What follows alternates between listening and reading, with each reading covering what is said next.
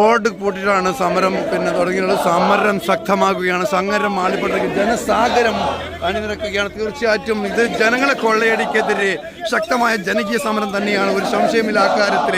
MLA അടക്കമുള്ള ജനകീയ നേതാക്കന്മാരെ എടുത്തിട്ടുണ്ട്. കാരണം ഇതൊരു കൊള്ളയടിക്ക് ഞങ്ങൾ ഒരിക്കലും അനുവദിക്കില്ല എന്ന മുദ്രാവാക്യം തന്നെയാണ് ജനകീയമായി സംഘടിപ്പിച്ചത്. തീർച്ചയായും ഇതിന് മുമ്പും സമരം നടത്തിയിരുന്നു. സമരം ഇനി ഒരിക്കലും ഞങ്ങൾ പിന്നോട്ടില്ല. കാരണം ഇത് അവസാനിപ്പിക്കണം. കൊള്ളയടിക്ക് ശക്തമായ താക്കീത് തന്നെയാണ്.